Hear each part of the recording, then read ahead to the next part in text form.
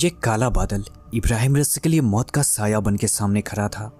इस घने कोहरे में प्रवेश करते ही मात्र उनका हेलीकॉप्टर अचानक से गायब हो गया। 19 मई को पूरे ईरान वासियों के लिए एक सदमे का दिन था। उन्हें जरा सा भी अंदाजा नहीं था कि उन्हें कुछ ऐसा देखने या सुनने को भी मिल सकता है। यह दिन किसी के लिए खुशी की आंसू थी तो किसी के लिए गम की आंसू।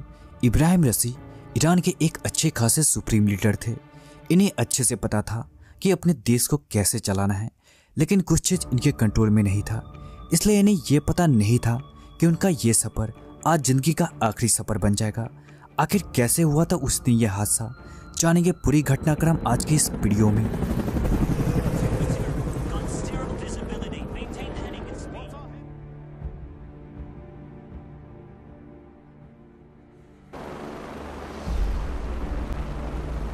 उन्नीस मई 2024 इब्राहिम रस्सी और उनके साथ कुछ अन्य सहकर्मी ईरान एयरफोर्स बेस से 3 हेलीकॉप्टर के साथ रवाना होते हैं।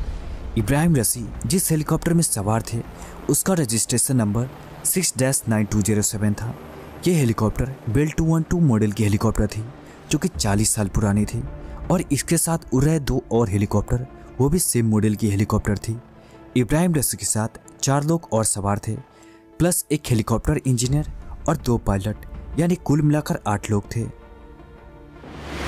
लगभग 1 घंटे के सफर के बाद तीनों हेलीकॉप्टर गिज ग्लासी हाइड्रो इलेक्ट्रिक कॉम्प्लेक्स नामक जगह पर लैंड करती है, जहां पर इब्राहिम रस्सी अजरबैजान के प्रेसिडेंट इल्हाम अलीयेव के साथ मिलकर गिज ग्लासी और एफ्रेम डैम का उद्घाटन करते हैं, और इसके साथ साथ कुछ देर की मीटिंग भी होती है।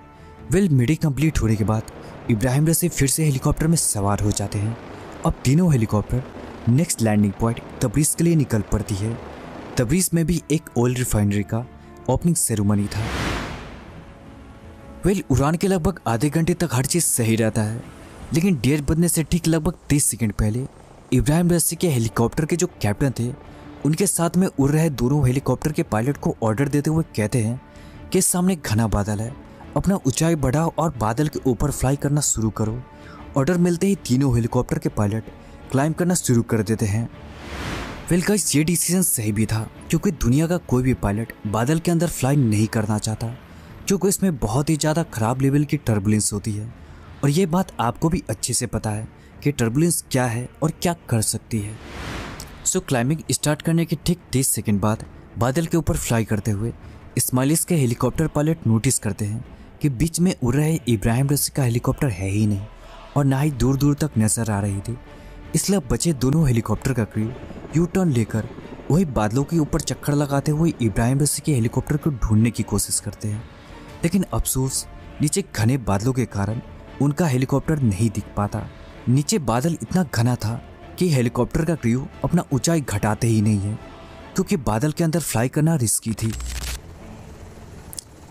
कुछ चक्कर लगाने के बाद जब इब्राहिम रस्सी का हेलीकॉप्टर नहीं मिला तो दोनों हेलीकॉप्टर का क्रू लगभग 10 मिनट बाद नज़दीकी सुंगुन कॉपर माइन पर लैंड करते हैं।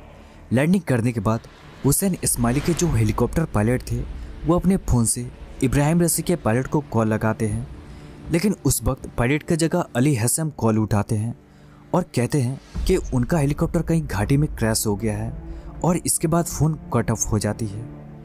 लेकिन इस्माइलिस अपने फ़ोन से फिर से अली हसन के फ़ोन पर कॉल लगाते हैं।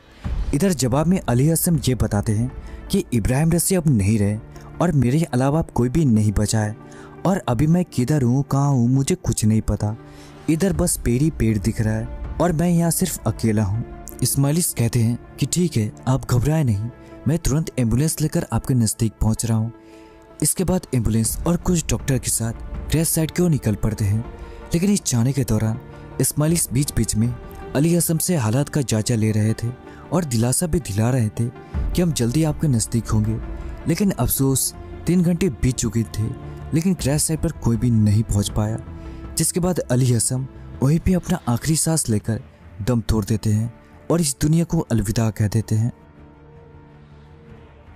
का कोहरा इतना घना था कि जद्दोजहद के बाद भी बचाव कर्मी दल से भी क्रैश साइट का पता लगाना नामुमकिन सा हो गया था।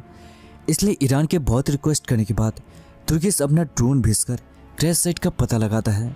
यह क्रैश साइट लगभग ग्राउंड से तकरीबन 7200 फीट ऊपर थी, तो इससे यह पता चलता है कि ये तीनों हेलीकॉप्टर क्रैश से लगभग 30 सेकंड पहले 5000 फीट के एल्टीट्यूड पर फ्लाई कर रही थी।